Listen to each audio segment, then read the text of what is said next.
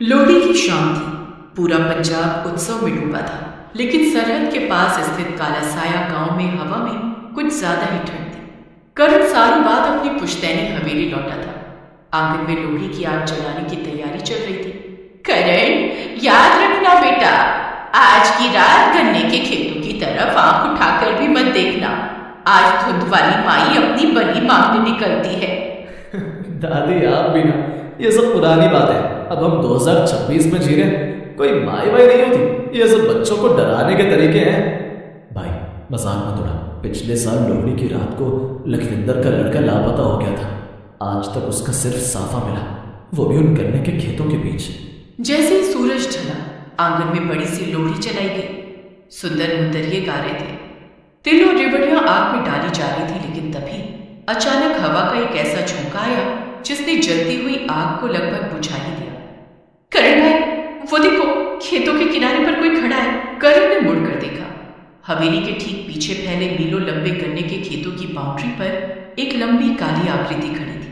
वो स्थिर थी, लेकिन उसकी ऊंचाई किसी सामान्य इंसान से कहीं ज्यादा थी। शायद कोई मजदूर होगा।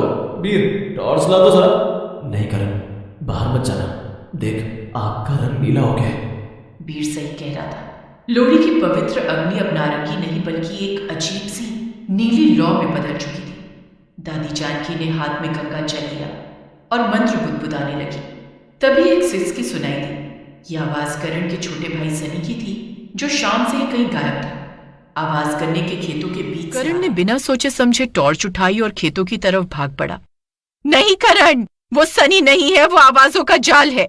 लेकिन करण अंदर जा चुका था। खेतों के अंदर सन्नाटा इतना गहरा था कि करण को अपनी ही धड़कन सुनाई दे रही थी। अचानक टॉर्च की रोशनी एक जगह थमी। वहां सनी खड़ा था, लेकिन उसकी पीठ करण की तरफ थी। सनी, तू यहाँ क्या कर रहा है? घर चल, दादी परेशान है। जैसे ही सनी मुड़ा, करण के हाथ से टॉर्च गिर गई। वो सनी नहीं था, सिर्फ एक बड़ा सा मुंह जिससे गाढ़ा काला खून टपक रहा था। लोहड़ी की पहली रेवड़ी मुझे मिल गई। वो आकृति तेजी से करण की तरफ बढ़ी। करण पीछे मुड़ा और पागलों की तरफ भागने लगा। उसे महसूस हो रहा था कि गन्ने के पौधे खुद ब खुद उसका रास्ता रोक रहे हैं। पीछे से एक भयानक हंसी गूंजी, जो किसी इंसान की नहीं हो सकती थी। तू जितना भागेगा, मिट्टी उतना ही तुझे जकड़ेगी। करण ने देखा कि जमीन दलदल की तरह उसे खींच रही थी। तभी अचानक एक जलती हुई लकड़ी खेतों के बीच आकर गिरी। करण, आग की तरफ आ, ये रोशनी से डरती है। दादी जानकी पीछे से चिल्लाई। आग में तिल और सरसों डालो, इसकी गंध इसे वापस पाताल में भेज देगी। करण और वीर खेत से बाहर तो आ गए थे, लेकिन जो उन्होंने पीछे छोड़ा था वो अभी खत्म नहीं हुआ था। असली दहशत तो अब शुरू होने वाली थी। जैसे ही करण, वीर और गांव वाले हवेली के भीतर पहुंचे, उन्होंने भारी लकड़ी का दरवाजा बंद कर दिया। बाहर हवा का शोर इतनी तेज हो गया था जैसे हजारों आत्माएं एक साथ चीख रही हों। करण भाई, सनी कहाँ है? आप उसे साथ नहीं लाए? करण की सांसें अभी भी उखड़ी हुई थी। उसने वीर की तरफ देखा, जिसकी आंखों में दहशत थी। वो सनी नहीं था सिमरन, वो कुछ और ही था। लेकिन असली सनी अभी भी लापता है। अचानक हवेली की छत पर भारी कदमों की आहट सुनाई दी। ऐसा लग रहा था जैसे कोई बहुत भारी चीज ऊपर टहल रही हो। सब लोग इस आग के अंदर आ जाओ, वो हवेली के अंदर घुस चुकी है। उसे लोहड़ी की बलि चाहिए। अगर आज रात हमने उसे सनी नहीं दिया तो वो एक एक करके सबको ले जाएगी। दादी, आप क्या कहना चाहती हैं? क्या सनी अब भी जिंदा है? वो गन्ने के सबसे पुराने कुएं के पास है, जहां पहली बार लोहड़ी की राख दबाई गई थी। लेकिन वहां तक जाना खुद को मौत के हवाले करना है। अब बहुत हुआ वीर, हमें उस कुएं पर जाना होगा। अगर हम डरे रहे तो ये रात हमारी आखिरी रात होगी। दोनों भाई हाथों में लोहड़ी की जलती हुई मशालें लेकर फिर से अंधेरे की ओर निकल पड़े। गन्ने के खेत अब किसी भूल भुलैया की तरह लग रहे थे। अचानक उन्हें एक कुआं दिखा जिससे नीली रोशनी निकल रही थी। कुएं के किनारे सनी बैठा था, लेकिन वो पत्थर की तरह जमा हुआ था। तुम फिर आ गए। इस बार तुम दोनों की हड्डियां मेरी अगली लोहड़ी का ईंधन बनेंगी। जैसे ही वो साया करण की ओर झपटा, करण को दादी की बात याद आ गई। उसने अपनी जेब से रेवड़ियां और मूंगफली का वो पैकेट निकाला जिसे उसने शुरू में अंधविश्वास कहकर रख लिया था। वरुण ने सारी रेवड़ियां और मूंगफली जलती हुई मशाल पर फेंक दी। जैसे ही चीनी और तिल आग के संपर्क में आए, एक तेज सफेद रोशनी पैदा हुई। ये लोहड़ी की शुद्ध अग्नि थी। नहीं, ये पवित्रता मुझे जला रही है। उस रोशनी ने अंधेरे को चीर दिया था। वो साया पिघलने लगा और वापस कुएं की गहराई में गिर गया।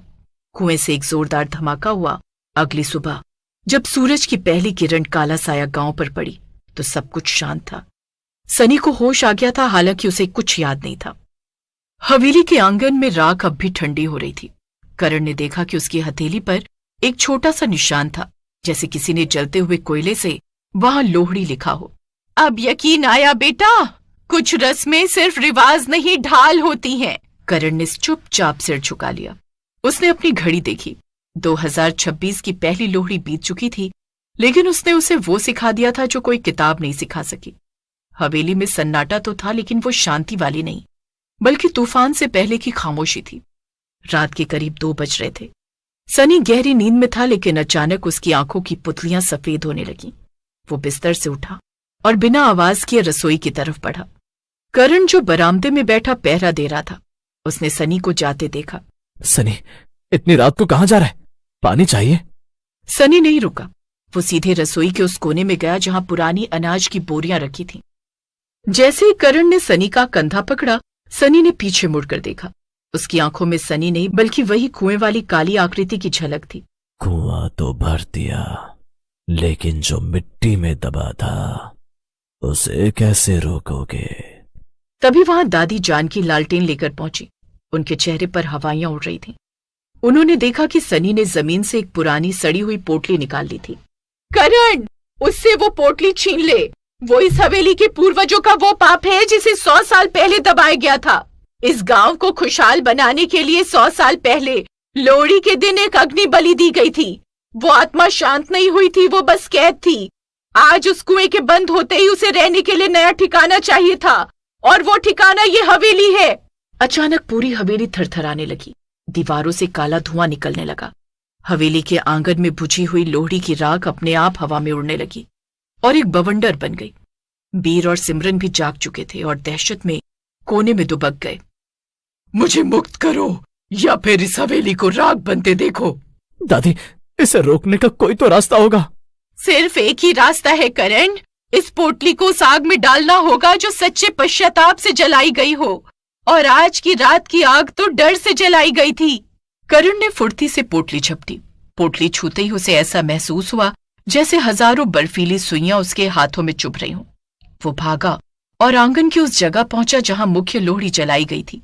वहां अभी भी कुछ कोयले दहक रहे थे। मैं मानता हूं कि मैंने पूर्वजों की बातों का मजाक उड़ाया। मैं मानता हूं कि हमने जमीन के दर्द को नहीं समझा। अगर ये आग मेरी ईमानदारी से जलती है तो अभी जल उठे। उसके बलिदान और पश्चाताप ने काम किया।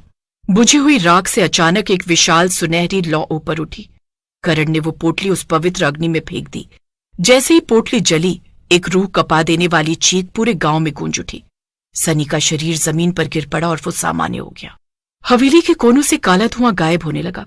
वो काली आकृति उस आग में जलकर राख हो गई। सूरज निकला। इस बार हवा में वो भारीपन नहीं था। करण के हाथ पर अब कोई काला निशान नहीं था, बस एक साधारण जलने का घाव था जो उसे याद दिलाता रहेगा कि कुछ शक्तियां विज्ञान की समझ से परी होती हैं। अब शहर वापस जाओगे?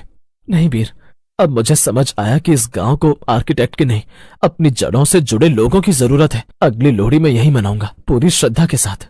काला साया गांव अब सच में रोशनी का गांव बनने की राह पर था।